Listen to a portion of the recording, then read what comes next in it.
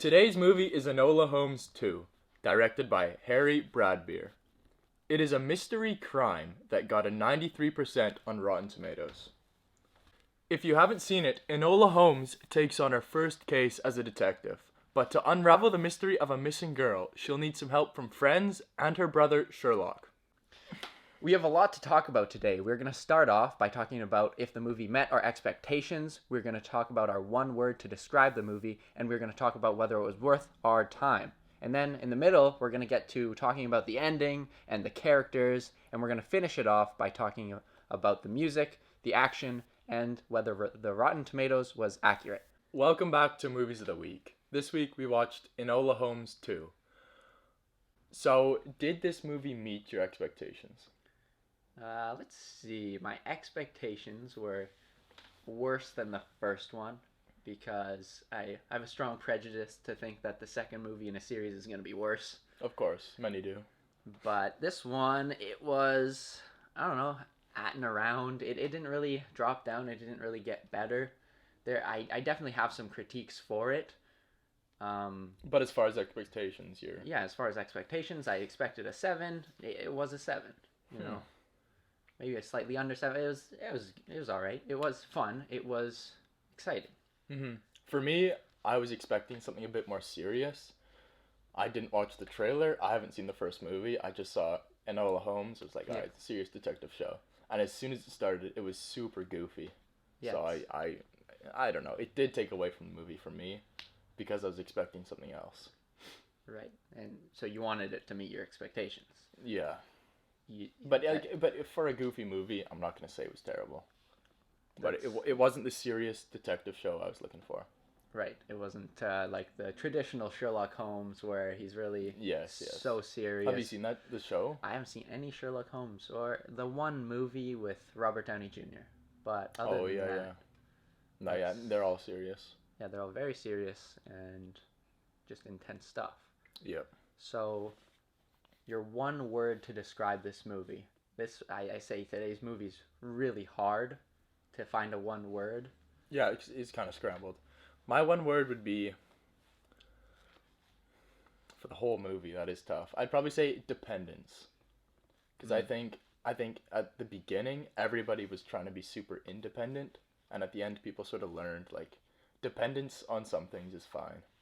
Yeah, just her commenting, saying her mother taught her to be super independent, almost too independent, but that too, yeah. She's learning to be dependent, and Sherlock asking Enola to help him with something, partner up, Holmes and Holmes. Mm-hmm. I definitely see that dependent. It's cool because whenever anybody says dependence, it's attached to such negativity because you're sort of vulnerable to that, but it's healthy, I think. It is to rely on somebody. They keep you grounded. Yeah. They push you forward. And there's no real bad things there. I don't think it's good to depend on people. 100%. So yeah, what is your one word? It like you said, it's hard. It's very scrambled. I feel like there's lots of words you can ascribe to this movie, but it's kind of 2 words, but it's woman. It's just woman is 1 word. Woman power, the female power, okay. But it's women. That's the tone of the movie is endorsing, females back in the time, their situations and. Yeah, and actually it wasn't a true story, but it was sort of based on a true event. Yeah, I was kind of getting that sense with the mystery, and how it was playing out, and with the match company, because it just seemed so realistic. It did, yeah. The way it was portrayed, right? And like no movie's gonna go out and go, all right, let's have an entire factory full of women making poisonous matches. It did seem a little bit like, there could be some truth to this. And they're gonna change the color from red to white. Mm-hmm. And it's just such a minor thing. It just seems like it's from real life, and it was. And I was gonna look it up actually. Enola Holmes, true story, but I didn't. They tell you at the end. Yeah. It's a true story. And so, yeah. Was it worth your time to watch this movie? Did you like it? You know what? I've said yes every time, so I'm going to say no this time. I think You I mean, didn't like again, it? I was expecting a more serious movie, but I think it was just a little bit too goofy. Right. Just Like, yeah. you just- wanted it to be serious? Is that what it was? I think so, especially with like a detective sort of show like this. It's So, definitely fair. I don't know. I'm not gonna say too much about it, but I probably wouldn't have watched it if I knew what it was gonna be. Right. So if we didn't review it, you wouldn't want to watch it. Probably, yeah. What about you? For me, Mm-hmm. it was worth my time. It was fun, and after watching the first one, we'll talk about how you didn't watch the first one and how that affected your perception on it. Yeah. But after watching the first one, I knew it was coming. I knew it was going to be kind of fun. I was already introduced kind of to some of these characters, Mm-hmm. and I didn't feel like you had to watch the first one to really get into this one, but maybe you did. Maybe you felt like you're missing stuff. I mean, maybe I was missing stuff that wasn't even in the first one, but I noticed a few holes. It's like, maybe I'm supposed to know this person already, but I don't know. Yeah, but yeah, I'd say it was worth my time. It was fun to watch it. I was very relaxed watching it in my bed. I mean, Oh, that's nice. just chilling, and then I went to bed Nice. after that and had a good sleep. So Very cool. On the subject of whether it was weird watching the first one, what did you feel like you were missing? So, I guess most of the characters, it's like, there's probably some sort of backstory here. Right.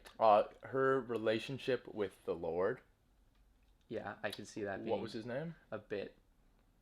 Couldn't tell you. Starts with a T. Thumperduke? Something weird like that.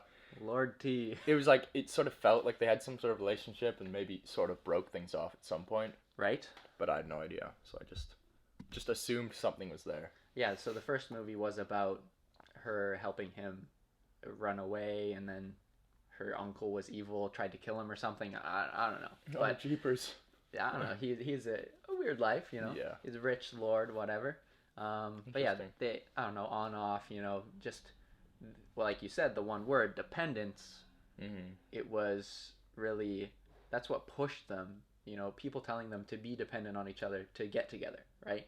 Yeah. Without that push, they would never have wanted to get together. That is true. They're both trying to be independent, do their own things. The Lord pushing bills in the office, and Enola trying to start her business of uncovering people. So Yeah. there's that. Anything else that you felt like you missed from not watching the first one? I mean, like I said, lots of little things that I'm not going to remember right now. Right. I don't know. Just mostly characters' backstories and maybe. Right. Yeah. Yeah, Sherlock Holmes, he didn't really have a backstory in the first one. He's Sherlock Holmes, everyone's. And I Yeah. feel like you're introduced to him again in the second movie. Kind of. Yeah, like a little bit. Like we know who he is from Yeah. You life, just know but from knowledge that he's Exactly. Sherlock Holmes. He's a Yeah. smart guy. and then I guess we see him surrounded by people wanting him, like the clients. I mean, Right. so he's super popular. She's not as popular, but that's all the introduction we sort of get at the beginning. Right. And then he's drunk, wanders out of the bar. It's Yeah. like, what? That just didn't. That was suit his- misplaced. Oh, 100%. Just like Henry Cavill acting him. I felt like it's a weird choice. Yeah, he wasn't really a Sherlock type of guy. I thought that in the first movie, in this one too. He's weird as a Sherlock. Mm-hmm. I think I don't know, he doesn't really play that role. I don't know, he's British.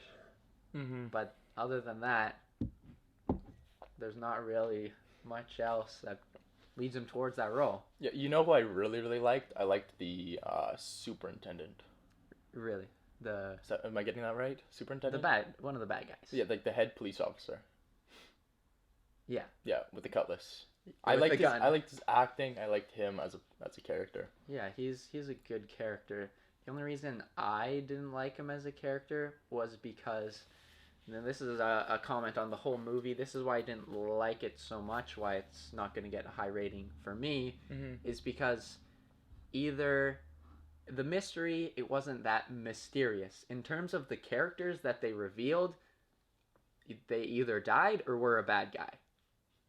That's very true. There was no other characters. There was no characters that were just introduced and did nothing. Mm-hmm. Everyone introduced was a bad guy or they died. And that was it. Besides the one character who was the bad guy. Yeah. Moriarty. Whatever her name was. Being the bad guy, laundering the money. Mm-hmm. Like, it was just... I don't know. It's just so stupid.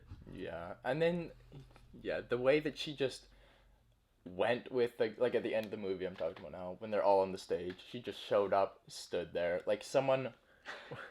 Unless she planned to get caught and escaped, I don't know why she'd be there. Yeah, I mean, her being a smart person probably did plan to get caught and escape, but she just comes out, confesses everything. Exactly. And gets caught. I mean, it didn't seem warranted. Just all a game Maybe to her. she was bragging, you know, something like that. But Yeah. the ending, it was just such a bad payoff.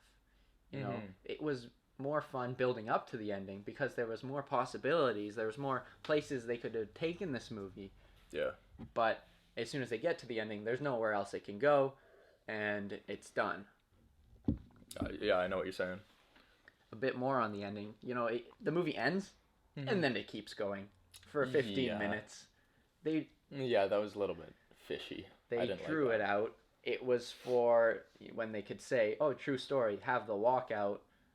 But we knew they were going to walk out. And I also thought that was stupid. So maybe I'm like, maybe that's actually what happened in real life, because it looked kind of stupid the way they all just said no to her big presentation, standing up like, no, we're not going to follow you out. And one person starts stomping their foot, and it works. Yeah. That's got to be part of the true story. I think that's movie magic there. I say as soon as they find out they're breathing in poison every day, they leave. Yeah, no one even has to say anything. Exactly. Yeah, we have proof that this is poisonous. We should all just leave. This is really bad. Mm-hmm. But they don't, and I guess their motivation's wrong. I don't know. I just didn't like the ending. They could have capped it off with a few words. The woman did walk out, based on a true story. I don't know, just something little, just something at the end. I would have liked that more. They just dragged it on. I felt bored after that. You know, after the bad payoff at the end with, you know, the revealing who the bad guy was. Everyone was a bad guy. I'm a bad guy. I'm a bad guy. Yeah. You know, and they die or they... When did you first know the police were corrupt? Like, did you expect it when they first showed up to that crime scene where May died? They made it so obvious. The guy's walking around. He has a ding, ding, ding following her. Well, I thought it was just a creepy cop. Clear. I didn't think he was a bad guy. I thought he was just a bad guy. And then, boom, he's walking down, and it's the same clink. They zoom in on the door or get close, and they show her reaction being scared. I mean... But it's a cop showing up at a crime scene. You can't exactly draw the conclusion that he's a bad guy from that. One, they were there so fast, and if neighbors hear screaming, I mean... Then the cops show up. You go walk in. I mean, it's whatever. It's so in the past. How are they going to get there fast? And there's so many of them. And then when Sherlock's, you know, this is later on, when Sherlock's just in the police station trying to get Enola out of prison, he's like, yeah, you guys attacked her. You obviously killed her. And he points out the stab the guy has on his hand, the big guy, the big police officer. Mm-hmm. And nothing happens about it. Like, yeah, wait. He says, oh, but we have our fingerprints. And then it erases the entire conversation before that. I was like, wait a second, what's going on? But I guess that sort of shows where they are in the technology development back then. Right, though that just coming out. Whoa, fingerprints. Yeah. Erases everything else. I mean, you'd think people would be skeptical at that at first. Yeah. Coming out and be like, are you sure this is accurate and stuff? You know, it's good to be skeptical about things. Mm-hmm. So, I don't know. Yeah, fair enough. What did you think about the music in this movie? The music, it was there. You know, it didn't really, you know, it built to the tension, obviously. Mm-hmm. You know, scenes here and there. You know, in the ballroom, I think that was the spot where they had the best music, because the music is about the scene. It fits in. I feel like it fit in so much. It was just so mediocre. It was just like classical music for a ball. Right. So you didn't like it then? I think if they didn't have music, it would be weird. That's why they put the music in. Right. Well, that's fair. I don't think it added to anything.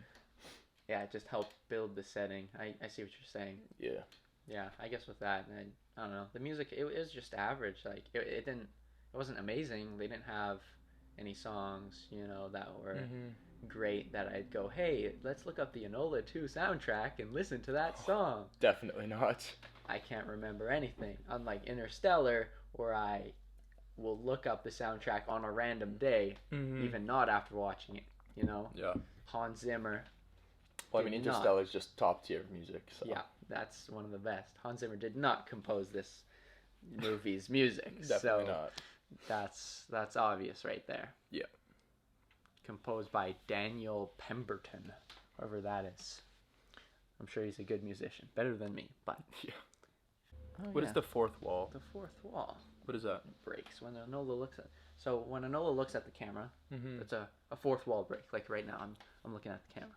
Yeah. Right? Point at them. Say hello, viewer. It kind of takes you out of the experience. Wait, that's what a fourth wall is? Yeah. So there's this wall, and there's this wall, and then there's the fourth wall, which is the wall that the camera's on. I see. Right. And so when she looks at the camera, that's breaking the fourth wall. Deadpool does it. She does it. It adds to the funness, but it's just not explained. Deadpool does it because he's insane, and he thinks he's being filmed or something. And it's a comedy. It just makes more sense in Deadpool. Yeah, it's a comedy. Yeah. So, what did you think about her fourth wall breaks? I don't think it added to the movie whatsoever. Like, maybe they even went back after they filmed the movie and said, oh, we need something else. And they filmed these little clips after. Like, it just seemed so unnecessary to me.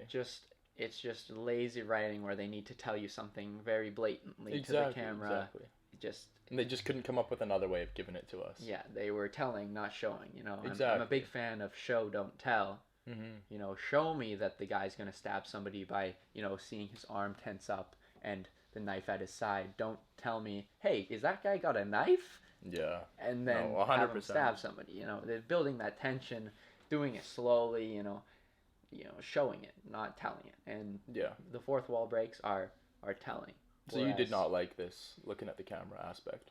No, it just reminds me I'm watching a movie, and you don't like that? No, I'm there for the experience. I'm there to be engrossed in my reality. Just like my head is poking through the screen, and I'm living. Interesting. There, That's funny. Just really get into it. Yeah, that's cool. So in terms of the action scenes, did you have a favorite? Did any stand out to you? It was a little bit violent, actually. There's no gore, but there was a lot of violence. It was very violent. Specifically when the guy gets the hook up the rear, then ripped up into the rafters, neck breaks, then falls down, bounces off the shelf, hits the ground, like a 7-story fall or something? Yeah, he dies. Oh, definitely. They really like to kill people in this movie. Yeah. The writers were just freely giving out death sentences. I mean, they killed William Lyon. They kill May. It's like they're sitting there like, what do we do with this character? Are they a bad guy? Actually, let's just kill them. Are they a bad guy? No, they're not a bad. They're dead now. Yeah. Done. So it was lazy. They just killed everyone. I mean, why? Just because. It was laziness. You're right. And yeah, I mean, my favorite action scene, up until a point, like it was good, and then it got bad at a point. It was the horse carriage chase. When the inspector wasn't there, it was good. They're both in a horse carriage. They're throwing bombs out there. They're doing some talking. It really had Mad Max vibes. Kind of, yeah. Well, dude, I thought it was actually great until the carriage fell over. This fragile wooden carriage falls over, going horse speeds, hits a tree or something, and it's still perfectly intact. The people in there still sitting there. What did she say when she gets out? It made me laugh. One of the only times in the whole movie I laughed. It's like, oh, well, that was less than ideal or something. Yeah, something I don't like remember. But up until that point, I was like, okay. I agree. It was really good up until that With point. the little homemade canisters. Yeah, those were fun. Yeah. And then they started hand fighting, and I don't know, it was less interesting. It just got back down to the basics. Mm-hmm. It was fun up until then. 100%. I agree. There's a few other moments that made me laugh. the other inspector guy, Which one? uh, Oh, the detective. the detective. Yeah. He's hilarious. Yeah, he was kind of funny. He was a funny character. He's my favorite character, I'd say. What was your favorite part with him in it? Everything. Him just, standing there. Every scene, he's just standing He there. did a lot of standing. Watching. And he's just like me. I'm laughing Yeah. at these people, point and blame, you're a bad guy, you're dead, you killed this person. And they're just throwing hands everywhere. And I liked when he watched this guy. Oh no, I guess he didn't kill anyone. What did he do? Like at the end on the stage, and he's just standing there, and he goes, "Under what charges am I supposed to arrest this person after they've just finished doing everything?" Yeah, he's a funny guy. he was just funny. He's like, okay, you tell me what you're working on, and I'll tell you what I'm working on. Like, Yeah, that was a good scene too. Uh, every scene with him was funny. He made me chuckle every time he was on scene. Mm-hmm. I mean, just his reactions and him getting there when Enola's, on the dead body. You're like, they don't really frame it in a way, when. Yeah, it's just so neutral. He just gets in, he sees everything, doesn't say much. He's like, oh. He's like, oh, did you kill this person? Yeah. No, I'm investigating something. Okay. And then the other guy gets there and he's like, yep, she killed this girl. He's like, yeah, when did you get here? 15 minutes after. So did I. Oh, you probably did it. It's like, Rotten Tomatoes gave this movie a 93%. crazy. I had to take a second look at it. I know. I was hoping it was wrong. I didn't really think it warranted that. Not at all. I don't know what about it. It was a fun movie. I enjoyed it. It was worth a watch. Mm-hmm. But 93% is not what it should have gotten. I'm looking at more 70% here. Or 60. This is where you wonder, is Rotten Tomatoes getting paid off? Because... Well, I don't want to make any accusations, but I've seen better movies with 60% ratings before. Yeah. So. And it's crazy. Yeah. I mean, I really do wonder if they're paying people off. Hopefully not. It's a valid concern. I guess so. This movie didn't warrant a 93%. Yeah. I'd give it 69%. I give 70. Yeah. Yeah. You think it's 1% worse than me? I do. No, I didn't love it. It was a bit goofy. It was good. It was fun, but it's not 93%. I laughed. Mm-hmm. I didn't cry, that's for sure. Yeah. No. What? Let's just say they weren't paid off. What do you think Rotten Tomatoes saw that would wow, we got to give this a 93%? It's a good question because I know exactly what they saw. They saw women empowerment, and yeah, that's what they like to see. I guess it's a good message. In the liberal media right now, it's very prominent with women power and stuff. Mm-hmm. But so that's gonna do it. Okay. I think we covered everything. Yeah, I think so. Consider leaving a like, subscribing would be great. Yep. Yeah. What else? That's it. That's it. No comments. No comments. Okay, we don't want your comments this time. Thanks anyways. Or maybe do leave a comment with your favorite scene or something. Or your favorite music. That's Good maybe stuff. action scene. I don't know. Yeah. Something. Alrighty. Au revoir.